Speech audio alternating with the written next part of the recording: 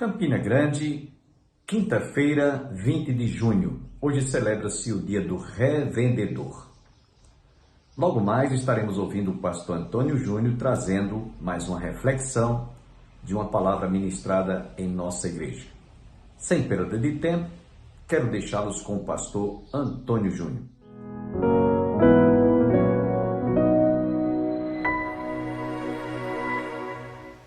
Abra sua Bíblia na segunda carta que escreveu Pedro, capítulo número 1, verso 10. E o texto sagrado diz assim: Portanto, irmãos, procurai fazer cada vez mais firme a vossa vocação e eleição, porque fazendo isto, nunca, jamais tropeçareis. Deus nos chama primeiro para a salvação.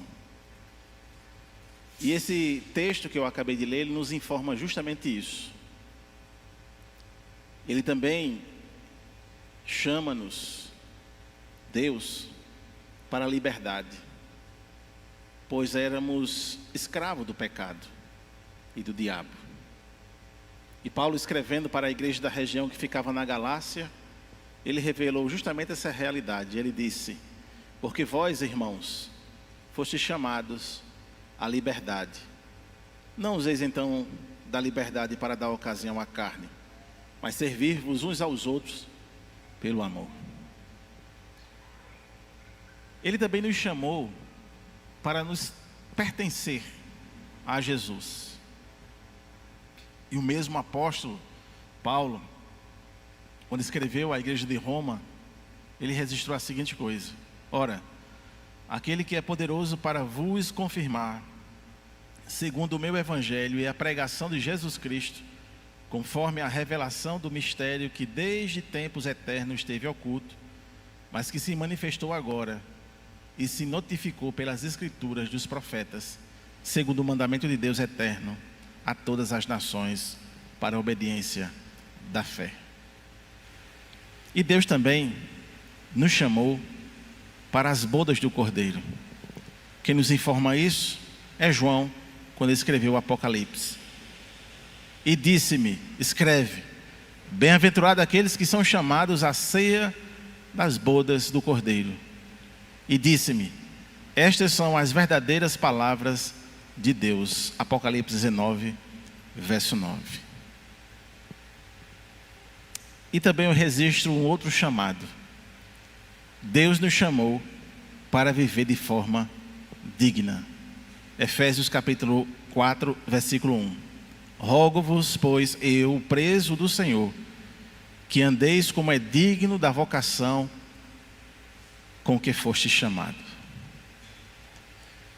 E precisamos, irmãos, entender o chamado, a vocação de Deus para ser crente. Isso significa, meus irmãos, que quando Deus nos chama, o seu chamado, ele é eficaz. Ele não é um chamado segundo aquilo que a mente humana constrói, aquilo que deseja o coração humano. Mas o chamado de Deus, como eu já disse, pessoal, inconfundível, intransferível e irresistível. Ele é um chamado ao qual capacita cada um de vocês a ser crente. E esse chamado é um chamado para sermos seus filhos. E isso é intransferível. E isso traz uma profunda convicção. E isso traz para nós um propósito. O propósito, então, do chamado do Senhor é para vivermos de fato uma vida para Ele, porque é dele agora a nossa vida.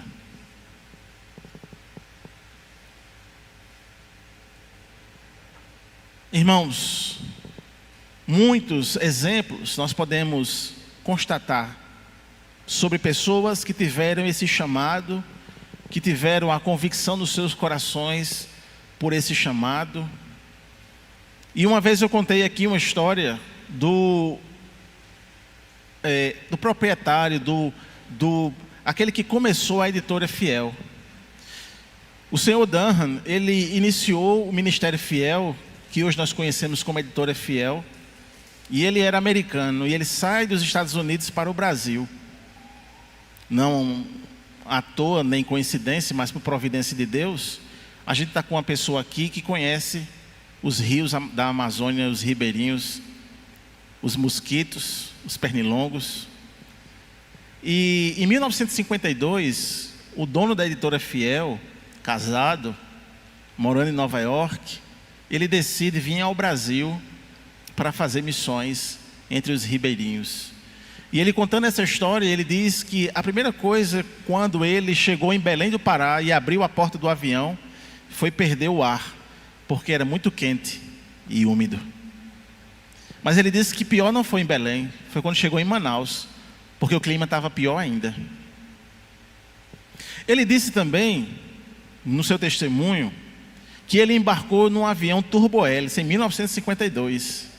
Ora, se hoje nós embarcamos em um Boeing 737 MAX de última geração, e eu particularmente fico me tremendo desde o início até ele parar no chão, imagine em 1952, onde não se tinha nenhuma garantia que um avião pudesse chegar ao seu destino. Assim ele fez. Outra coisa que me chama a atenção na história dele é que a igreja que ele pertencia não tinha recursos para enviar ele para o Brasil. E ele vende todos os seus bens, a sua casa, junta as suas economias e parte para o Brasil. Ele disse que morava em uma casa que tinha um telhado que, quando chovia, muita goteira.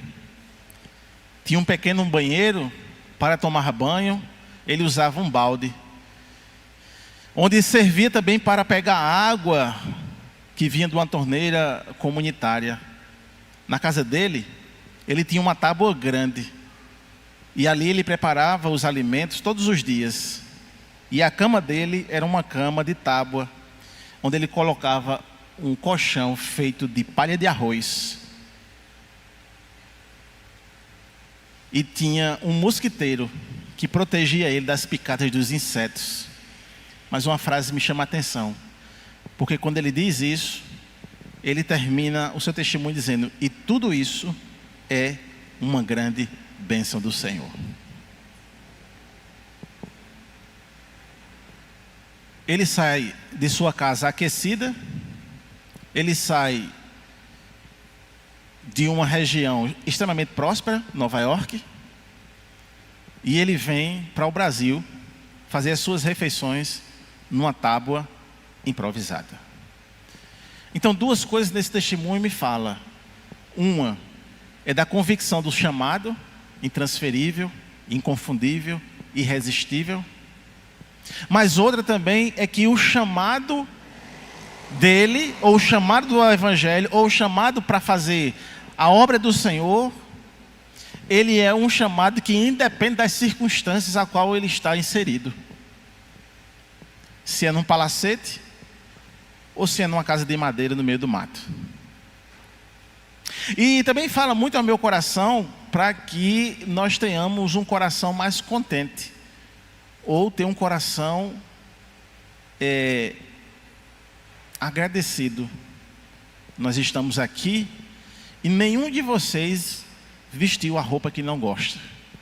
Vocês estão vestindo a melhor roupa que vocês têm, pelo menos a que mais gosta. Ninguém está com pano de saco aqui.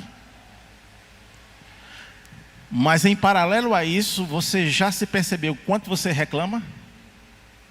Talvez você tenha reclamado do café, talvez você tenha reclamado do almoço, e se você jantou, tenha reclamado da janta. E se não jantou, talvez não vai mais reclamar, porque eu estou dizendo para não fazer isso. Mas a gente está desfocado do nosso chamado. A gente perdeu o rumo, o norte, o trilho. E a gente está viajando às cegas, às escuras. esperando em muitas das vezes sentir uma emoção no coração, para ter a certeza de que de fato nós somos chamados. Uma vez eu vi o pastor Augusto Nicodemos dizendo que tem gente que não vai falar uma letra de língua estranha, mas vai para o céu.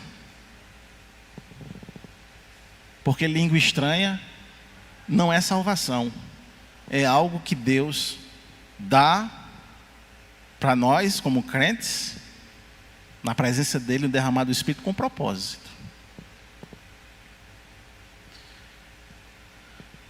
Podemos até duvidar por algum momento, mas o chamado, ele é incontestável, porque Deus chama de forma clara.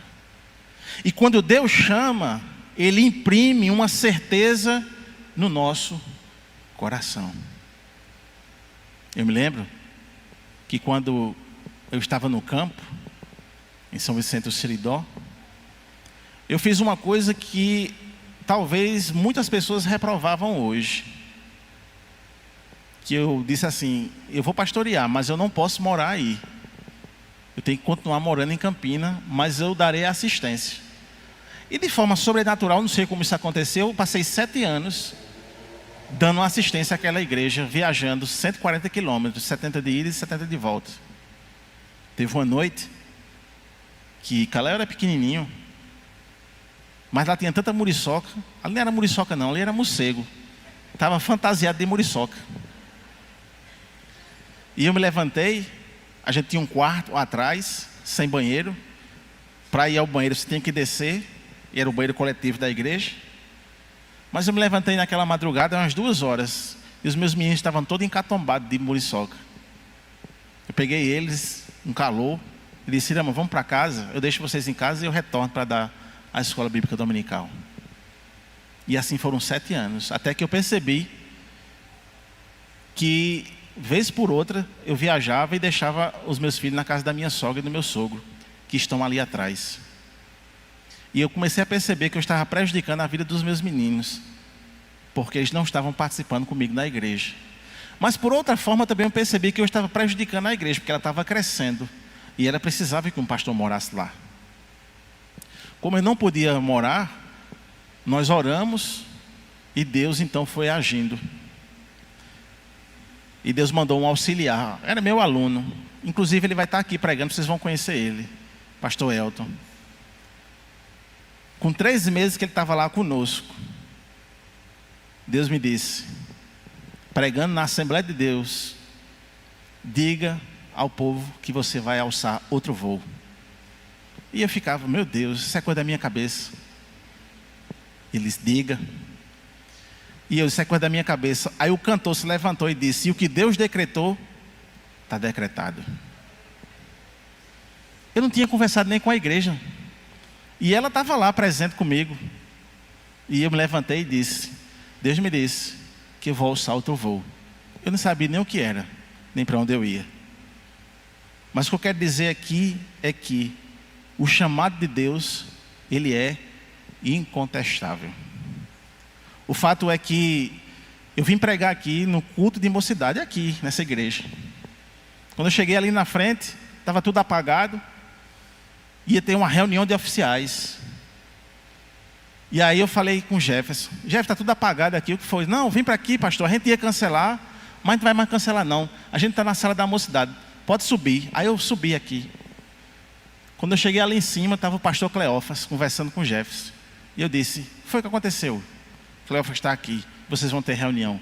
E ele disse: ele está saindo da congregação. E eu disse: eu boto meu nome à disposição.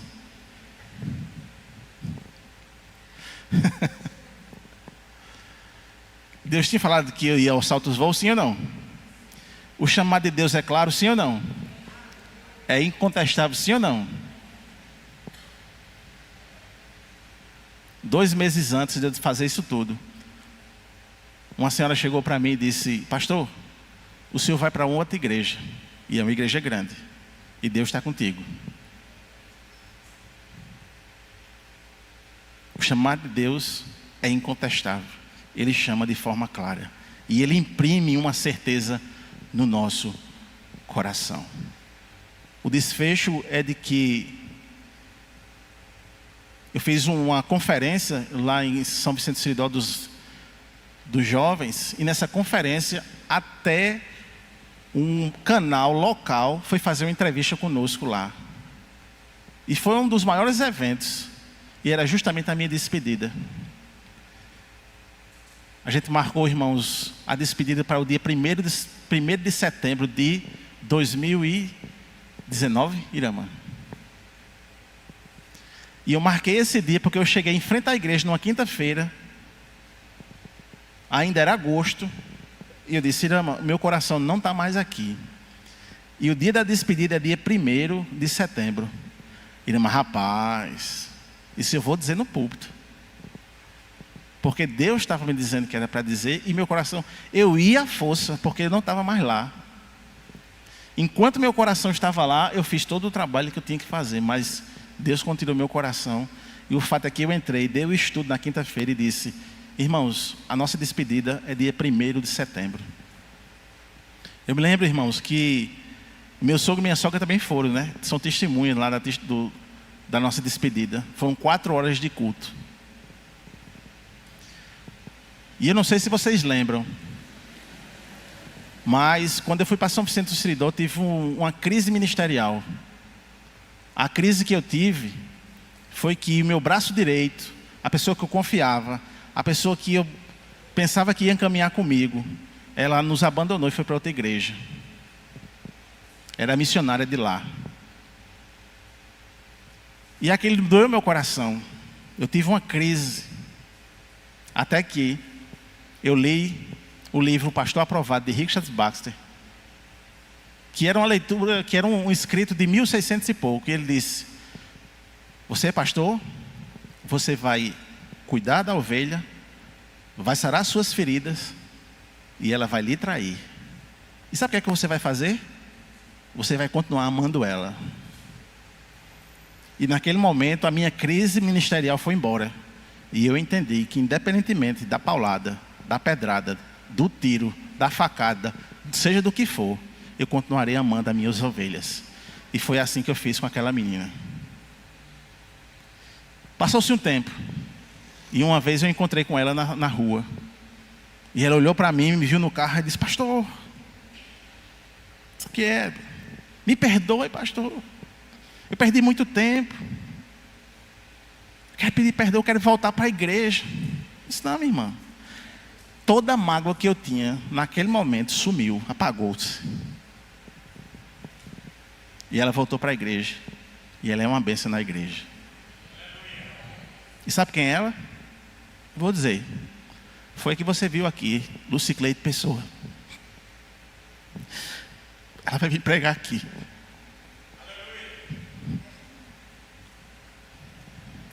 A chamada de Deus, ela é incontestável, é de forma clara, e ela imprime a certeza no nosso coração. Hoje, aqui nós, por mais que estejamos estabelecidos em ministérios pastorais, presbíteros, evangelistas, diáconos, obreiros, missionários, enfim, todos nós precisamos constantemente buscar fundamento para confirmar o chamado de Deus em nossa vida. E aí eu lembro de outra história. Ronaldo Lindório, com 14 anos de idade, ele teve uma certeza do seu chamado. E ele conta que estava num culto, numa quarta-feira, o seu pai era pastor. E naquela noite que o pastor pregava sobre a seara e os trabalhadores, foi naquele momento que ele foi tomado pelo Espírito Santo. E ele soube que Deus o chamava para o ministério. Porém, ele não sabia por onde iria, nem onde seria.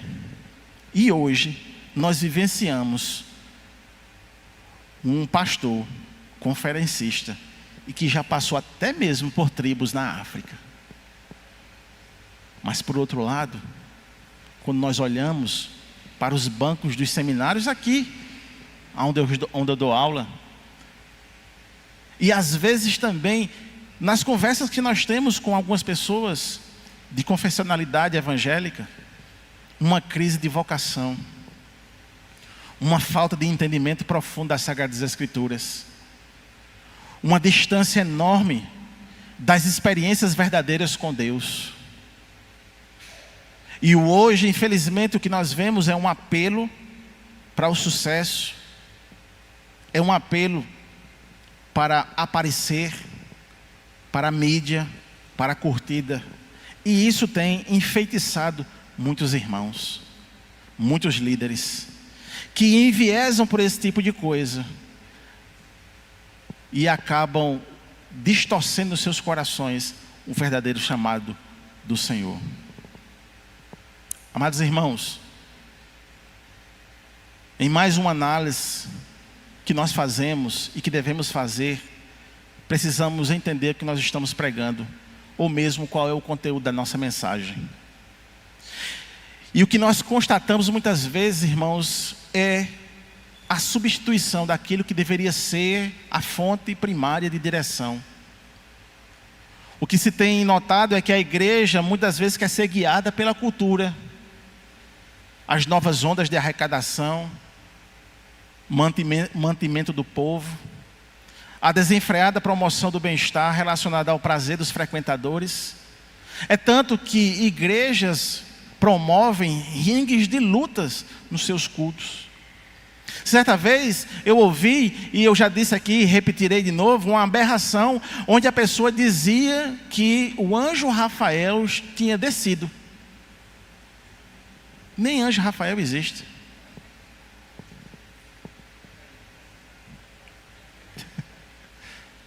Ele estava usando uma menção de um livro apócrifo. E o povo marchando.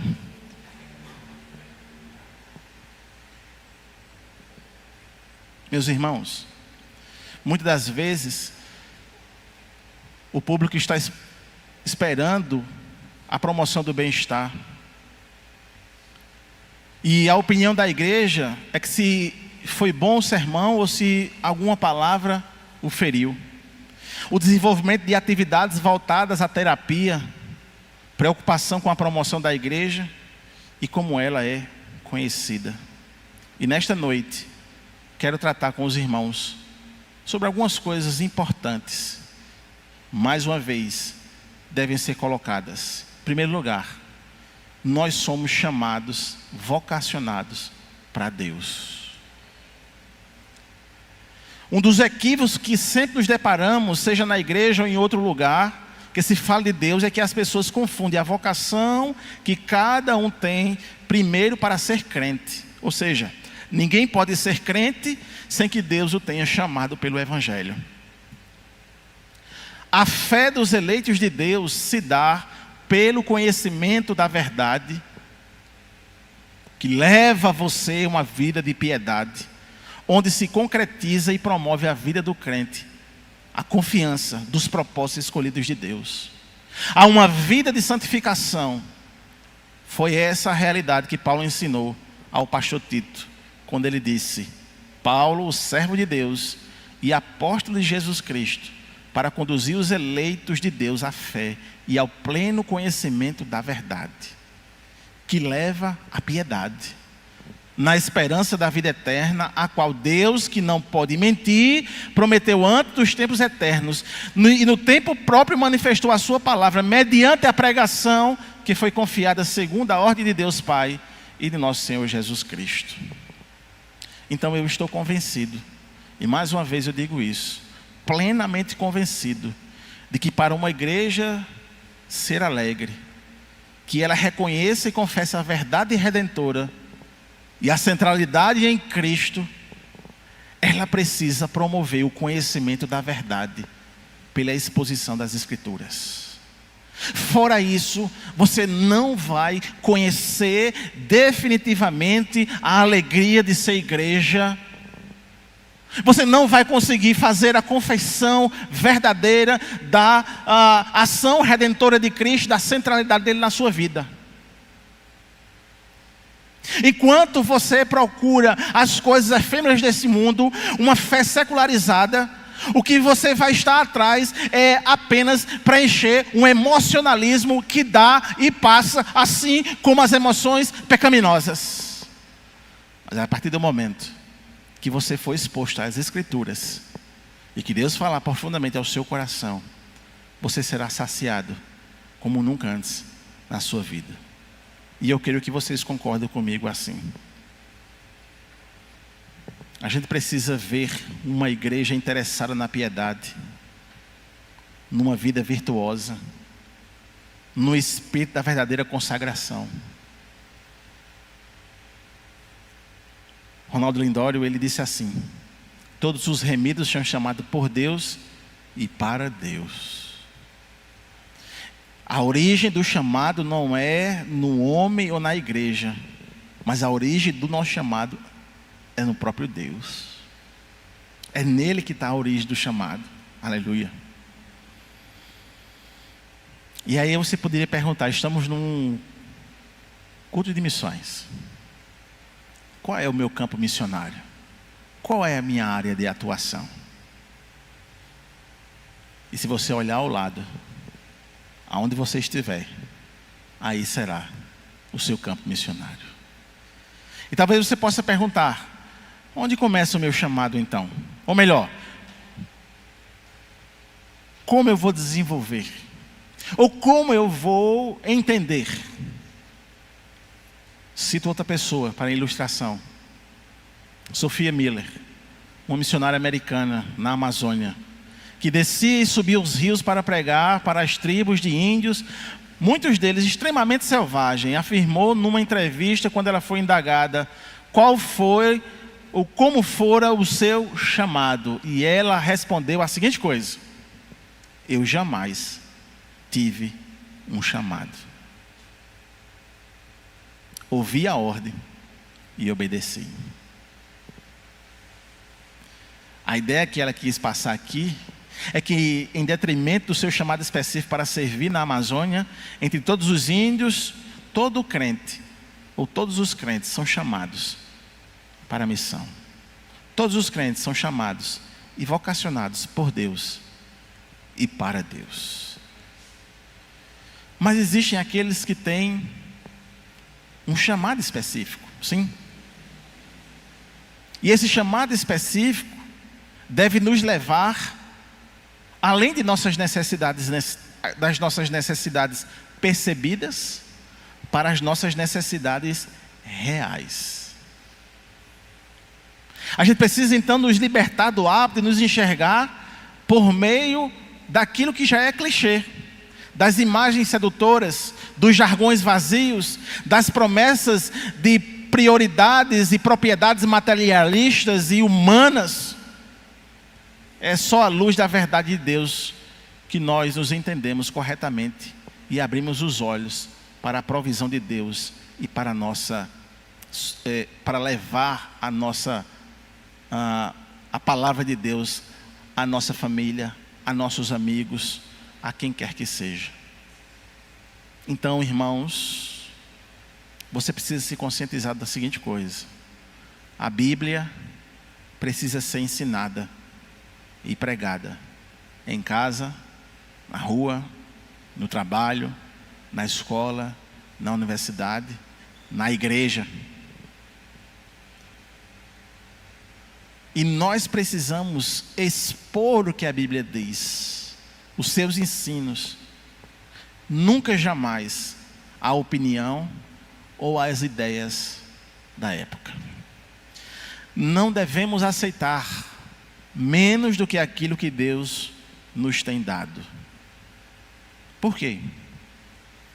Porque a obra do Espírito Santo, na experiência pessoal, ela nunca será desvinculada das Escrituras.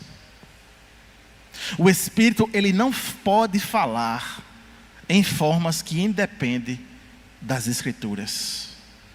A parte das Escrituras, nunca teríamos conhecido a graça de Deus em Cristo Jesus. Se você aqui tem um chamado específico, seja pastor, presbítero, diácono, evangelista, missionário, missionária, obreira, não utilize da sua função, do seu chamado ministerial, como ponte para se destacar ou se impor a outros. Se você utiliza o seu chamado para obter sucesso, fama e reconhecimento humano, você não passa de um incrédulo. E você precisa urgentemente se converter. Mas uma coisa também que eu preciso falar sobre o chamado. O chamado, ele é pessoal, ele é intransferível, incontestável, irresistível, amém? Mas se a igreja não reconhecer, você não tem chamado. Deixe a igreja reconhecer o seu chamado. E a igreja, conhecendo o seu chamado, ela vai chancelar. E você vai desenvolver o seu chamado. Talvez você tentou ser alguma coisa que lá na frente você foi frustrado e não deu certo. Talvez não era o seu chamado e você insistiu nisso. Mas todo crente tem chamado. Amém, meus irmãos? Quero agradecer a sua teleaudiência, você internauta da TV a cabo, canal 20, ou pelo YouTube. Agradecemos a todos que têm nos assistido todos os dias. Até amanhã, quando estaremos juntos para a realização de mais um programa Opção para a Vida. Até lá!